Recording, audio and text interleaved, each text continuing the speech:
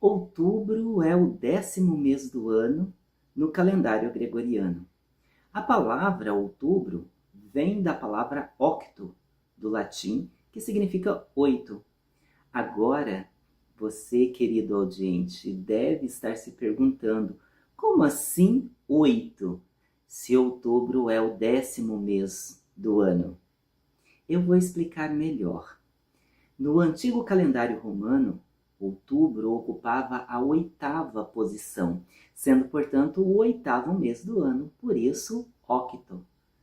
Esse antigo calendário foi alterado por Numa Pompílio e, mais tarde, também por Júlio César, sendo que o nome desse mês foi mantido. Porém, essas alterações fizeram com que o mês passasse para a 10ª posição.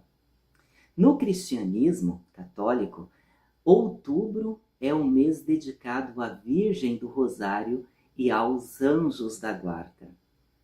Já que estamos nos últimos 3 meses do ano e já falamos sobre o corpo físico, sobre o corpo energético, sobre o emocional, iremos dedicar então os últimos 3 números deste ano ao nosso corpo mental concreto. Para começar a nossa reflexão, vou trazer uma afirmação que, além do nosso tema resistência, guiará nossas últimas reflexões do ano. Diz o seguinte, essa afirmação: uma mente guiada pelos desejos e pelas emoções é uma prisão. A nossa mente é servil e sempre se volta para a direção de onde se encontra o seu senhorio. Sendo ela assenhorada, a mente é como um espelho que se volta e sempre reflete o seu senhor. Mas como assim? Que papo é esse? Calma que eu vou trocar em miúdos. A nossa mente concreta sempre buscará algo que a conduza. É isso mesmo. Nesse sentido, se você não conhece sua real essência e não busca desenvolver uma vida interior, para que assim, então, você desperte o seu verdadeiro eu e ele conduza sua mente, ela simplesmente se voltará para os pensamentos, para os desejos, para as emoções e para os sentimentos. É por isso que afirmei que uma mente dominada pelos pensamentos e desejos, pelos sentimentos e emoções, é uma prisão. Vamos aprender um pouco mais sobre isso? Pois bem, os pensamentos, assim como os desejos, são quase sempre muito instáveis e inconstantes, mudando muito rapidamente. O pensamento é o elemento mental que pode se tornar circulante, podendo causar a perda de energia e sofrimento à nossa personalidade. O pensamento é o elemento que será sempre mobilizado para justificar, argumentar, classificar, separar, planejar, enfim, para articular tudo aquilo que a mente necessita para satisfazer ao seu senhorio. Os desejos, por serem instáveis e constantes, também influenciam a mente e a faz buscar a satisfação por meio do prazer, que é um sentimento momentâneo. Por ser passageira, o prazer dessa realização não existia 10 segundos antes e 10 segundos depois já não existirá, o que fará com que o desejo mobilize novamente o pensamento, pois não quer que o prazer, que é transitório, cesse, se acabe. Podemos exemplificar o que foi dito anteriormente com algo bastante comum e simples que acontece no nosso dia a dia, que às vezes nem nos damos conta em virtude de vivermos a maior parte do nosso tempo desdobrados emocional e mentalmente. Quando gostamos muito de um determinado prato, por exemplo, um doce, um pudim, levando em consideração que o gostar é um sentimento, ou seja, é uma disposição mental em relação a algo ou alguém, isso pertence ao corpo emocional. quando o comemos, podemos perder o controle da quantidade. Uma vez que o desejo, que é transitório, é acionado, quer pelo sentido da visão, quer pelo olfato, serão gerados então impulsos que são correspondidos por um sentimento, no caso o gostar, que serão correspondidos por uma emoção e no âmbito energético por uma energia que poderá ser concluídos na ação de comer o doce. Consideremos que o pudim é uma sobremesa e que iremos comê-la tão logo terminemos o prato principal. Até aí, tudo bem. O problema é quando o sentimento e o desejo pelo prato são correspondidos pelo prazer da ingestão dele e, cessando esse prazer, o nosso mental reivindica a manutenção do prazer.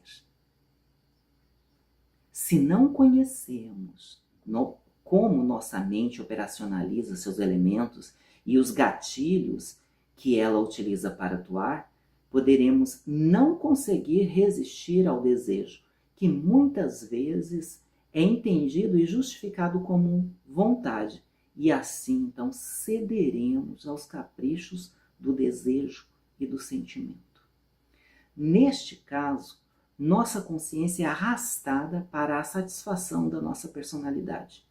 Assim, ao ceder e comermos novamente do pudim, estamos satisfazendo não o corpo físico e energético, pois eles já foram satisfeitos anteriormente. Estamos realizando tão somente os caprichos do desejo e do sentimento, logo dos corpos mental e concreto e emocional. Isso se configura como sendo uma debilidade, pois é uma busca da mente para saciar a fome mental e emocional, desconsiderando que os corpos físico e vital já estão saciados. A mente, por meio dos pensamentos, poderá impor uma série de argumentos na tentativa de justificar a repetição, tais como: só mais uma colherinha, não vai fazer mal, ou ainda: você trabalha tanto, merece. Como já vimos anteriormente, esses argumentos têm nome e qualidade: má resistência. Mas lembre-se que nos diz o ditado popular que tem lá um certo fundo de verdade, de sabedoria, que de grão em grão a galinha enche o papo. Além de você alimentar a escravidão mental aos desejos e prazeres sensíveis, você poderá ao longo do tempo adquirir uma doença. Para vencer a mente e o domínio das emoções e sentimentos, é necessário observá-la. É claro que esta observação tem que ser sempre neutra. Você não poderá fazer essa observação atrelada a julgamentos. Julgar a mente não ajudará em nada. Pelo contrário, adicionará culpa, que não é fator de soma a esta atividade. Lembre-se que a filosofia nos ensina que a extinção da culpa marca o início do progresso. Assim, nossa observação necessita sempre ser neutra. Neste processo de observação neutra, é importante sempre questionar-se. Também é muito importante ser leal ao que somos em essência, ainda que não saibamos o que essa essência é, e podemos também não levar em consideração a má resistência que a mente tentará impor. Perguntar a si mesmo, por exemplo: por que estou repetindo a sobremesa, se já estou satisfeito com o prato principal? Isto é fome? É uma necessidade? Ou eu estou fazendo isso para satisfazer os meus caprichos mentais por repetição e automatismo? Em que isso me auxilia no sentido de me tornar um ser humano melhor, mais equilibrado, bondoso e justo? É óbvio que, se estivermos conscientes da nossa responsabilidade de crescimento que temos frente ao universo, não conseguiremos responder a essas questões e a outras perguntas do tipo não correspondendo com a verdade.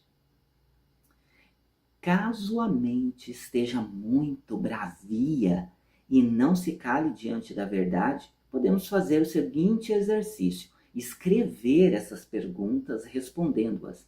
Assim, dificilmente ela continuará a mente, com o seu ruído. Aos poucos, iremos perceber que a nossa argumentação, ou seja, a nossa boa resistência, que vamos utilizar em oposição à má resistência da mente, ganhará consistência e notaremos então que o ruído da mente também diminuirá e aos poucos silenciará. Talvez este seja um dos maiores benefícios, que é a base para o início da libertação da prisão que a mente é para nós, para também se tornar a mente mais harmoniosa. Por fim, o autoconhecimento favorece o autodomínio. Não há nada melhor na vida do que se libertar das amarras do prazer e do desejo.